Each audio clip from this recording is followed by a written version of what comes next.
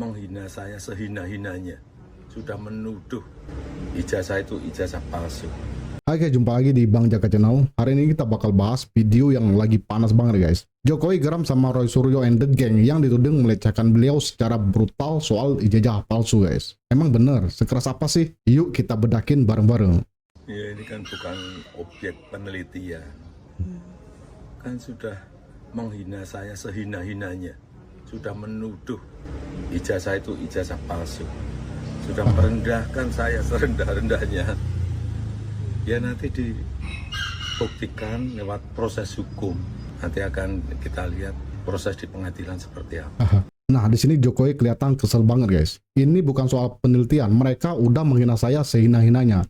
Nanti kita lihat di pengadilan. Jadi guys, di sini kan gue nanggepinnya kalau Jokowi itu guys merasa dijebak sama Roy Suryo CS yang bikin riset akademis soal ijazah dia guys. Tapi ada lucunya juga guys. Kalau emang bersih, kenapa nggak langsung tunjukin bukti aja ya kan? Apa ini strategi politik atau ada yang disembunyiin gitu guys? Kenapa Mas Roy tertarik untuk meneliti, ingin memastikan bahwa ini adalah palsu, ini adalah tidak, dan seterusnya? Kenapa? Ya, karena sebenarnya diawali dari statement Jokowi sendiri ya ketika tahun 2013 dalam sebuah candaan dia dengan Pak Mahfud waktu itu dimuat di di Media Tempo ya, mengatakan tentang IP kumulatif ya, dan membanggakan kalau selesai 5 tahun itu, tapi IPK-nya disebutkan di bawah 2 ya, gitu, meskipun itu mungkin candaan atau apa, banyak sekali yang akan berpikir kalau IP di bawah 2 mas, nggak mungkin bisa selesai 5 tahun, apalagi itu kelompok-kelompok fakultas eksak ya, gitu. Jadi gitu dengan SKS 154 ya yang ada pada strata 1 itu harusnya kalau IP-nya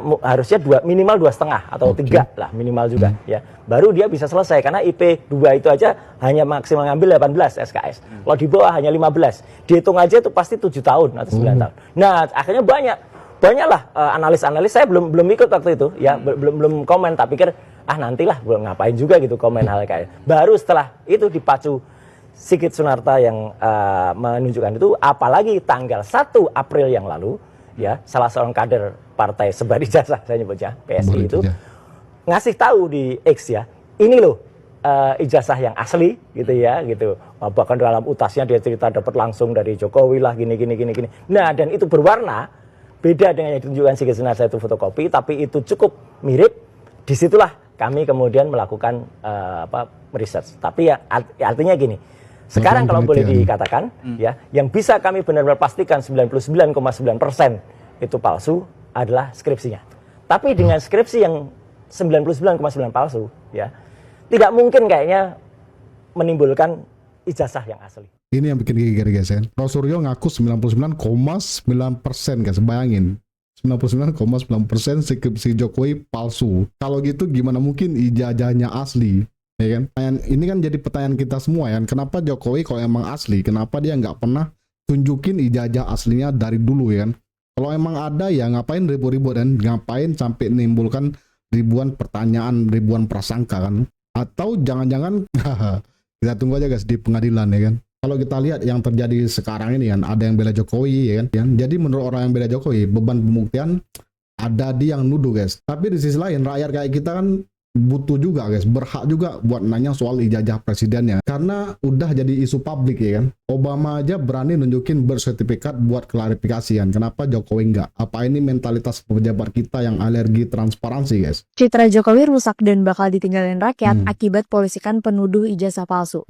Guys, siapa yang sangka ya? Ternyata dugaan ijazah palsu Jokowi itu bakalan ngasih dampak gede buat nama Jokowi ke depannya. Menurut Saiful Anam dari Pusat Riset Politik, Hukum dan Kebijakan Indonesia, nama Jokowi yang dikenal santun dan halus bakalan hancur karena malah polisikan aktivis yang nuduh ijazahnya palsu. Bagi Saiful, langkah itu bakal jadi penyesalannya Jokowi guys, karena rakyat bisa bakal tinggalin dia. Apalagi masih banyak loh keluarganya Jokowi yang pegang jabatan di pemerintahan. Dan ini bakal ngasih efek negatif buat karir mereka ke depannya. Rakyat bakal mikir kalau ternyata Jokowi ini orangnya berbahaya guys, karena dikit-dikit di bawah ke ranah hukum. Kalau menurut kalian, salah apa enggak sih guys Jokowi polisikan penuduh ijazah palsu? Apa benar cita santun Jokowi bisa anjlok kalau dia mempolisikan orang yang nuduh dia kan.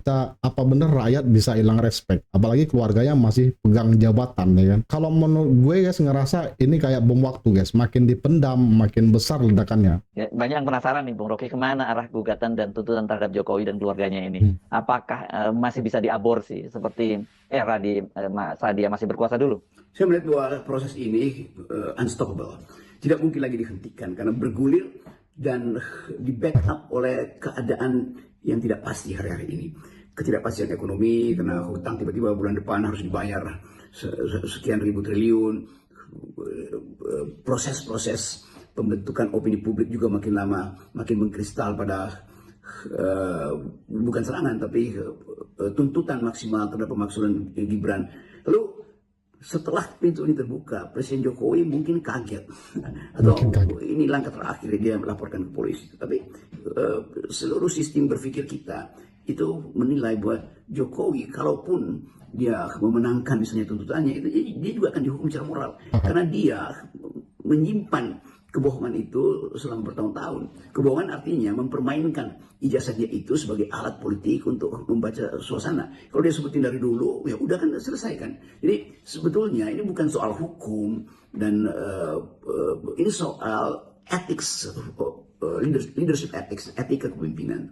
Seorang pemimpin yang masuk akal dan tidak punya semacam dendam pada rakyatnya, dia akan bilang oke, jangan penjarakan Bambang Tri, Gus Dur itu karena mereka sebetulnya ya saya tahu di ujungnya mereka juga akan mengakui bahwa ya saya aslikan, tapi bukan sekarang 2 tahun setelah itu, setelah hukuman pidana itu dikenakan pada mereka dan pidana yang sama juga sedang diincarkan pada Roy Suryo, lalu Bung si Anipa segala macam atau Pak Fadila segala. Tetapi sekali lagi kita mau lihat apa kalkulasi moral Presiden Jokowi pada waktu dia masih berkuasa sehingga dia tidak mau memenuhi pertanyaan rakyat. Kan warga negara bertanya pada waktu itu, Bapak itu SMK benar apa enggak? Bapak 11 triliun itu benar apa enggak? Bapak ijazahnya benar apa enggak tuh? Dia tahan itu kan selama 2 tahun. Sekarang argumennya karena saya sudah lengser, maka saya sebagai warga biasa itu melaporkan kalian pada penegak hukum karena saya merasa terhina. Loh, Anda justru ditanya supaya tidak terhina, jawab ketika Anda masih memegang kekuasaan. Supaya jelas bahwa Anda hanya menjawab pertanyaan warga negara karena warga negara memilih Anda sebagai kepala negara. Kedaulatan itu ada pada warga negara, bukan pada kepala negara. Jadi pemahaman tentang ethics demokrasi itu betul-betul tidak ada. Kita tidak lihat bahwa Presiden Jokowi itu memang sosok yang mengerti apa substansi dari demokrasi, yaitu pengendalian kekuasaan, yaitu hak warga negara untuk setiap saat menginterpelasi presidennya melalui wacana publik. Kan dulu itu wacana publik, warga negara bertanya, ijazahmu mana sih? Kenapa saya mesti tanya ijazah? Ya Anda kepala negara, ya kan justru saya kepala negara. Justru karena kedaulatan ada di tangan warga negara, maka warga negara menginginkan kepala negaranya tidak berbohong. Kira-kira itu dalilnya. Ini dia guys, bagian yang paling filosofis. Ada yang nuduh Jokowi menyimpan kebohongan bertahun-tahun soal jajah, bahkan disebut pakai ini sebagai alat politik ya. Kata Rocky Gerung ya kan, kata Rocky Gerung, Jokowi menyimpan kebohongan bertahun-tahun soal jajah, bahkan disebut pakai ini sebagai alat politik guys. Jadi dia bilang lagi kalau emang bersih kenapa nggak klarifikasi dari dulu ya kan. Tapi Jokowi malah baru sekarang setelah lengser melapor ke polisi karena merasa dihina. Gimana tuh guys? Ya kan, kalau menurut saya yang seharusnya sebagai pemimpin dia jawab saat dia masih berkuasa ya, bukannya malah menganggap pertanyaan rakyat sebagai penghinaan. Jadi guys, menurut saya ini bukan soal jajah palsu atau enggak, tapi ini adalah mentalitas pemimpin yang alergi transparansi guys. Kalau rakyat nanya harusnya dijawab ya kan, bukan malah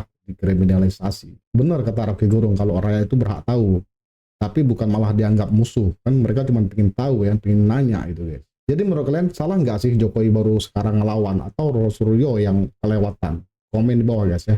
Oke, terima kasih udah nonton hingga akhir. Berikan tanggapan, sanggahan, atau opini di kolom komentar ya guys.